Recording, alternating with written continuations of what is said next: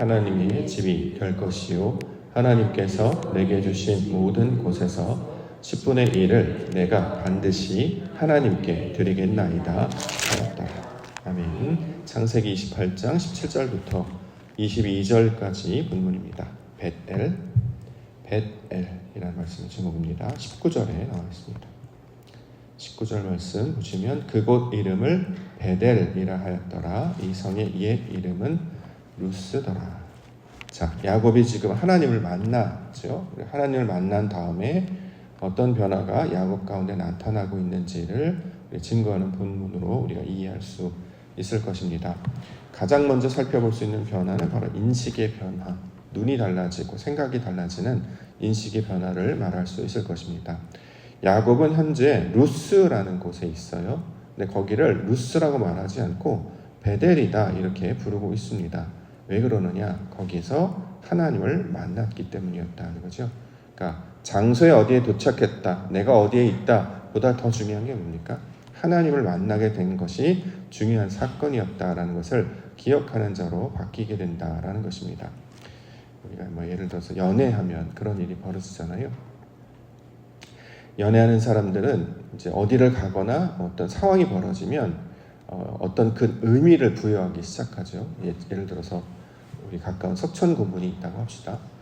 예전에 만약에 석천 고분을 왔다면 그냥 뭐 유적지 아니면 동네에 있는 공원 특별한 그 정도 인식을 할 텐데 저에게 있어서 석천 고분은 좀 남다른 의미가 있죠. 왜냐하면 여기서 이제 평생 사역할 하나님의 사역자를 만났기 때문에 마치 연애할 때 이제 상대를 만나는 것과 같은. 그래서 석천고분을 거두면 그냥 좋은 곳, 유명한 곳에 왔다가 아니라 나에게 생명이 되고 내 평생에 하나님을 찾을 수 있는 그 장소, 바로 석천고분과 가까이 붙어 있는 것이 바로 옥토교이기 때문에 옥토교를 떠올릴 수 있는 그 장소, 우리에게 하나님을 만났던, 하나님께서 나를 이끄셨던, 하나님께서 나를 만나 주셨던 그 장소로 기억하게 됩니다. 석촌호수도 마찬가지겠죠. 많은 사람들이 여기 이제 산책하시는 분들도 계시고 운동하시는 분들도 계시고 있는데 연인들은 여기가 이제 데이트 장소로도 많이 의미를 가겠습니다만 하나님의 교회가 있는 그곳 석촌고분, 석촌호수, 그러면 여기가 그냥 어떤 장소적 개념이 아니라 하나님이 나를 만나 주셨던 의미를 가지고 있는 장소로 변화되게 된다라는 것입니다. 자, 이러한 일들이 하나님을 만나고 난 다음으로부터 일어나고 있습니다. 이전에는 이런 생각을 해본 적이 없어요. 어떤 장소를 가거나 하면 거기는 거기고 여기는 여기고 이랬지 거기에 어떤 특별한 의미가 있는 것인가 그러지 않았단 말이죠. 그런데 하나님께서 나를 만나 주셨어. 그것 가운데 하나님께서 나에게 음성을 들려주셨어. 그러면 거기가 특별한 장소, 특별한 의미가 되는 것처럼 이제 하나님을 만난 다음부터 모든 생각하는 것, 바라보는 것이 하나님을 중점적으로 생각하는 인식의 변화로 나타나게 됐다라는 것입니다. 저와 여러분들도 이제 이렇게 변화되잖아요. 이거 하나님이 하셨어요. 우리가 이제 주일날 우리 찬영이의 고백을 들었습니다만 아이가 태어나서 학교를 가고 졸업을 하고 이런 것들이 자연스러운 일이지 않겠습니까? 일반적으로 근대화된 시대에 어떤 도시나 나라에서 태어나서 살게 되면 자연스럽게 이제 초중, 중등, 고급 과정을 거쳐서 아이가 공부를 합니다. 이 모든 과정들은 우리가 일반적으로 생각하면 이제 자연스러운 과정인데 이 교회 출신 아이들은 이 과정을 어떻게 이해하냐면 하나님의 은혜 때문에 이 과정을 마칠 수 있게 됐습니다.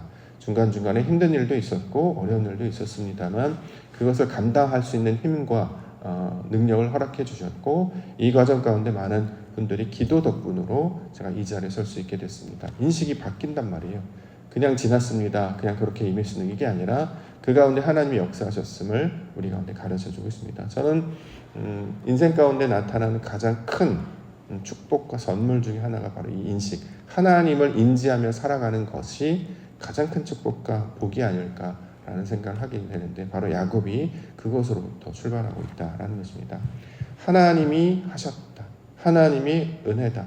하나님을 만났다. 이전에 알지 못했던 존재와 그 대상이 어떤 것인지를 알게 되어서 그 뜻 안에서 살아가게 되는 자. 자, 이것이 바로 하나님을 만나게 하신 대표적인 특징이 될 것입니다. 저 여러분들도 이제 2026년 하나님 함께 우리 함께 2026이라는 시간과 관계 그 공간들을 살아나게 될 텐데 이 야곱의 인식이 변화가 된 것처럼 곳곳에서 하나님을 만날 수 있는, 그곳에서도 하나님을 발견할 수 있는 놀라운 은혜와 영광이 나타날 수 있기를 주의 이름으로 간절히 축원합니다. 또 하나 나타나는 변화는 바로 관계가 변화되고 있는 것을 볼 수 있는데요.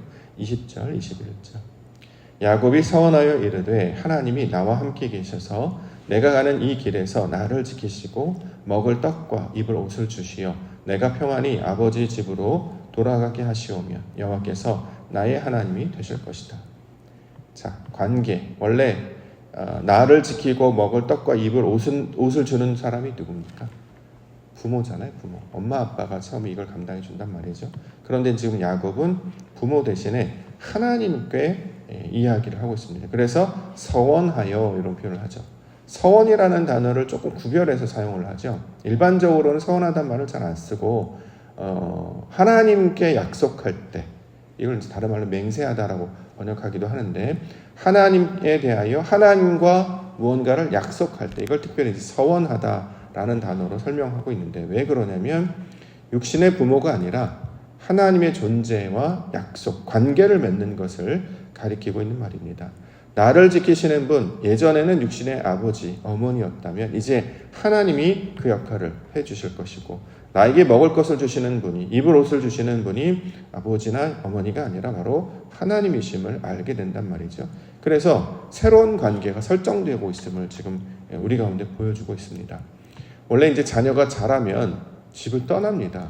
그렇죠? 떨어져 산단 말이죠. 왜냐하면 부모를 의지하지 않고 다른 존재와 연합해서 살도록, 전 이게 인생 가운데 나타난 귀한 진리 중에 하나, 가르침 중에 하나라고 이야기하는데, 친척 아비집을 떠나서 새로운 존재와 연합해서 살아가는 것이 인생의 순리인 것처럼 우리는 태어날 때는 땅에서 태어나고 육신으로 태어나서 육신의 부모 가운데 있지만 새로운 존재와 연합해서 살아가야 된단 말이죠. 그 새로운 존재가 바로 그리스도잖아요. 그게 그리스도예요. 그런데 이것을 이제 신랑과 신부가 결혼하는 모양으로, 남자와 여자가 한 몸을 이루는 모양으로 설명한단 말이죠. 육신의 부모를 떠나서 새로운 몸을 가꾸는 것, 집을 떠나서 새 집을 만드는 것, 이것이 인생의 순리란 말이에요. 그렇게 살아가야 된단 말이에요. 그때부터는 누구를 사랑하냐? 아버지의 명을 받아 살지 않고 하나님의 명을 받아 살게 되는 것입니다. 이렇게 살아가는 게 원래 순리라는 거예요. 그런데 집을 떠나지 아니하고 여전히 옛것에 붙잡혀 있는 사람들은 이제 옛사람이다라고 이야기한단 말이죠. 하나님을 만난다는 복과 선물과 은혜가 무엇이냐면 이렇게 새로운 관계가 설정돼서 바뀌게 된다라는 것입니다. 자, 하나님과 관계를 맺는 사람은 누구랑 상의를 하겠습니까? 하나님과 상의를 하겠죠. 예전에는 엄마 아빠랑 상의를 하겠죠. 어떻게 하면 되겠습니까? 저렇게 하면 되겠습니까? 아버지가 삼촌 집으로 가라. 리묘가가 너는 뭐 사냥감을 구해오면 내가 엄마가 만들어줄게. 뭐 이렇게 해서 엄마와 아버지와 이야기를 하는 관계를 맺었다면, 이제 아버지 부모 집을 떠난 자는 상의할 대상이 없잖아요. 근데 그 대상을 성경에서는 하나님이시다라고 이야기를 하고 있는 것이죠. 우리가 궁극적으로 연합해야 될 대상이 바로 그리스도입니다. 근데 그리스도와 연합하는 이유는 뭐냐면 그가 생명이시고 그가 진리이시기 때문이죠. 그래서 그분과 연합하는 자는 자꾸 살아나는 이야기를 해요. 살려냅니다. 분위기가 죽거나 또 세상에 어떤 어둠을 가거나 또는 비난과 저주와 판단 가운데 자꾸 어둠의 세계, 이것저것 자꾸 섞여져 있는, 그래서 아무것도 결정하지 못하는 그곳으로 나아가지 않고 순수한 하나님의 것을 순전히 받아들이는 자로 나아가기 때문에 점점 깨끗한 모양, 성결한 모양, 이걸 색깔로 비우면 이제 흰색의 모양으로 바뀌게 되죠. 그래서 이걸 이제 거룩하다, 그걸 하나라고 이야기하는 것입니다. 10분의 1 다음에 나옵니다만, 그렇게 하나님께서 기뻐하시는 그 하나를 이루어가는 모양으로 우리의 생각과 모양들이, 관계들이 바뀌어지게 된다라는 것이죠. 그래서 육신의 부모를 떠나 그분과 연합하여서 한 몸을 이루고 그분이 인도하시는 그 길로 나아가게 된다는 거죠. 그래서 우리가 이제 나중에 이 세상을 떠날 때 돌아간다라는 표현을 쓴다라는 것입니다. 그 집으로 가는 거예요. 친척 아비의 집을 떠나서 헤브론으로 가는 모양을 그대로 설명하고 있죠.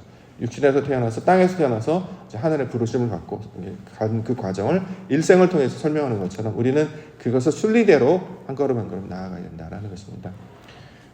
우리 찬영이가 이 모든 것이 이제 은혜입니다. 또 기도해 주셔서 감사합니다. 그 코멘트를 듣고 이제 감동을 받아서 이제 자녀들이 결국 떠나게 될 텐데요. 이 말을 했더니 어머니가 이제 눈물을 훌쩍훌쩍 하시는 은혜도 또 고생도 기쁨도 감사 다양한 마음들이 드셔서 아마 이렇게 눈물을 보이셨겠지만 그것이 이제 순리이게 된다라는 거죠. 그런데 그 다음부터는 그걸 기쁨으로 받아들일 수 있는 것이 무엇이냐면 이제 그가 어른이 되잖아요. 한 가정을 이루어서 어른이 되기 때문에. 그래서 하나님께서 우리 가운데 날마다 그 관계의 변화를 통해서 이제 그를 붙들고 나아갈 수 있도록 합니다. 그러면 그가 이제 스스로 판단하고 하나님, 물론 스스로 판단하는 건 내 뜻대로 한다는 것이 아니라 연합한 자와 함께 한 몸을 이루어서 판단하고 생각하고 나아가는 그 아름다운 관계가 변화되는 것을 이 베델의 이름으로 우리 가운데 가르쳐주고 있습니다. 우리도 하나님과 관계를 맺고 있지 않겠습니까? 하나님과 함께 우리 함께 하시는 그 하나님과 연합하시는 성도님들 되시기를 원합니다. 마지막으로는 이제 의지가 변화되는 것 22절로 살펴볼 수 있습니다. 22절 내가 기둥으로 세운 이 돌이 하나님의 집이 될 것이요 하나님께서 내게 주신 모든 것의 10분의 1을 내가 반드시 하나님께 드리겠나이다 하였더라. 자, 작은 돌에 불과했는데 이 돌이 하나님의 집, 큰 것이 될 것이다. 여기 달라지게 됐죠. 왜냐하면 하나님의 뜻을 잘 받들어서 그가 기쁘신 뜻으로 감당하게 하겠다. 그래서 이것을 10분의 1로 만들겠다. 이렇게 설명하고 있습니다. 10분의 1은 10%라는 개념이 아니라고 했어요. 우리가 이제 11조를 그렇게 하기 때문에 이제 모양으로는 그렇게 합니다만 11조를 10분의 1을 드리는 개념이 아니라 열을 주셨는데 하나님 무엇을 주셨는데 거기서 중요한 걸 발견해내는 거예요. 그 하나를 발견할 때 이걸 10분의 1이다 라고 이제 표현을 한단 말이죠. 자, 하나님께서 우리 삶을 주시고 우리 상황을 주셨어요. 거기에 담긴 의도가 무엇이었습니까? 은혜와 사랑이었단 말이죠. 이걸 이제 우리가 신명기나 출애굽기 할 때 십계명으로 우리가 이것을 해석했는데 하나님께서 말씀은 너는 나 외에 다른 신을 내게 두지 말라라고 하는 첫째 계명부터 그럼 탐내지 말라는 10번째 계명까지 받았는데 이건 규범이나 규칙이 아니라 하나님의 약속의 말씀이었고 이 10가지 말씀들에게 담겨져 있는 그 의도가 무엇이었는지를 살펴보니까 이게 사랑이었구나. 하나님이 우리를 사랑하셔서 약속하시는구나. 이걸 깨달았단 말이에요. 그걸 10분의 1이라고 이야기한다라는 것입니다. 근데 그거를 우리 가운데 돌려주려고 하면 우리 가운데 이제 어떤 행위적으로 나타내고 상징적으로 표현할 수 있는 방법을 지금은 이제 11조를 하는데 11조에 뭐가 담겨야 되냐면 그리스도가 담겨져 있어야 돼요. 진리, 생명, 하나님의 은혜 이게 담겨져 있어야 온전한 11조가 된단 말이죠. 흉내만 내고 모양만 내는 것이 아니라 원래 의도된 바를 우리가 깨닫지 못하면 모양만 내는 건 아무 의미가 없는 것이다. 우리로 따지면 요즘에 음식 프로그램이 되게 유명한 것 같은데 음식을 먹었는데 거기 뭐가 빠진 맛이 없습니까? 정성이 빠지면 맛이 없잖아요. 예, 간이 따라오는단 말이죠. 그런 선전도 있었어요. 김치가 짜다. 김치가 짠데 뭐라고 하냐? 사랑이 식은 거지. 이렇게 표현하는. 처음에는 그게 낯설고 재밌는 표현이다라고 생각했는데 의미가 뭔지를 알겠어요. 그러니까 정성. 이것이 상대방이 원하는 것이 무엇인지를 정확하게 해서 애를 쓰는 거예요. 소금 한 꼬집, 참기름 한 방울, 그런 아주 예민하게 온도 이렇게 맞추려고 그래요. 요즘은 이제 그냥 내놓지도 않고 그래서 예쁘게 담기도 하고 어떤 모양이 어떻게 모양을 담기도 그게 뭐냐면 다 정성이에요. 그래서 실제로 정성이 가득 담긴 요리를 요즘에 이제 파인다이닝 이런 용어를 쓰는데 그거 먹으려면 되게 비싸더라고요. 가서 보면 먹고 나와서 어떠요? 그러면 배고파요. 많이 안 줘가지고 조금 한입거리 주는 거니까 호수 쭉 나온다는 거잖아요. 근데 지금 갔다 오신 분들 이야기나 영상을 보면 되게 신기하긴 해요. 근데 그거를 왜 그렇게 많은 사람들이 선호하고 중요한 것인가? 맛도 마시겠습니다만 그 안에 담겨져 있는 그 정성, 애를 쓰고 최선을 다해 제일 좋은 재료에 제일 좋은 기술에 거기에다가 정성까지 가미가 된 음식들을 대접해서 그걸 받게 되면 사람들이 그렇게 위로를 받는데요. 내가 참 괜찮은 사람이구나, 잘 살았구나. 그래서 비싸가는 거예요. 그 비싼 거를 그렇게 사람들이 소망하는 게 그 안에 먹어보면 다 달고 짜고 그런 거잖아요. 다 그 맛이 그 말 아니겠습니까? 그런데 그런 것들 요구하는 것이 정성. 그래서 밖에서 아무리 맛있는 음식 먹으려고 해도 집에서 끓여준 어머니 라면보다 못하죠. 그게 다 정성이 차이가 있다라는 거예요. 집에서 먹는 간단한 반찬에 깍두기에 계란 후라이에 김에다가 아침밥에 그 따뜻한 어머니가 해주시는 그 밥이 제일 맛있는 것처럼 이 사랑이 담겨져 있지 않으면 큰 맛이 이제 느껴지지 않는 거예요. 그러니까 10분의 1이라는 게 이제 그런 개념이라는 거예요. 우리 가운데 하나님께서 뭘 주셨어요. 열이라고 하는 완전한 걸 주셨어요. 그걸 보고 뭘 깨달아야 되냐? 찬영이가 그랬죠. 아, 이게 은혜였구나. 하나님이 날 사랑하시는구나. 나에게 좋은 거 주셨구나. 이렇게 과분한 것으로 받아야 감사가 나온단 말이죠. 나는 뭐 마땅히 받을 걸 받았고, 아 이게 뭐야? 뭐 짜네. 뭐 음식이 싱겁네. 이런 걸로 불평이 되잖아요. 그런데 이걸 과분한 하나님이 주신 것으로 받으면 정말 귀하게 여기고 감사하게 여기고 거기 가서도 최선을 다할 것이다. 우리 찬영이 아마 직장 가서도 최선을 다하지 않겠습니까? 보기에도 굉장히 멋진 청년인데 그곳에서도 열심히 하면 그곳에서 좋은 영향력을 끼치고 교회에서도 열심히 살았던 그 모습을 거기서 펼쳐지면 본인도 좋고 그 회사도 좋고 우리 모두도 좋고 그런 모양으로 이제 순리적으로 가르쳐주고 있습니다. 자, 뭐가 되느냐? 베델, 하나님께서 이렇게 해주시면 내가 이렇게 하겠습니다라고 하는 의지가 그 안에 담겨져 있어요. 이전에는 이제 시키는 대로만 했다고 하면 하나님이 주시는 그 영광을 내가 발견해 내겠습니다. 하나님께서 원하는 그것들을 내가 찾아내고 그것들을 만들어내겠습니다 라고 하는 의도로 설명을 하고 있는 것입니다. 그래서 하나님이 기뻐하시는 뜻이 무엇일지 그 의도를 찾고 구하고 그 열매로 나아가는 자가 될 때, 자, 이것이 11조를 드리는 사람, 10분의 1을 드리는 사람들의 모습이 되고 있는 것이죠. 그래서 예수님께서는 어떻게 하셨냐면 자기 전부를 드리셨어요. 십자가 달려 죽으심으로, 그걸 우리 가운데 보여주심으로 자기를 부인하고 자기 방식으로, 그러니까 일을 하든 교회를 하든 자꾸 자기 방식으로 하시는 분들이 있는데 그러면 나쁘지는 않지만 감동이 없습니다.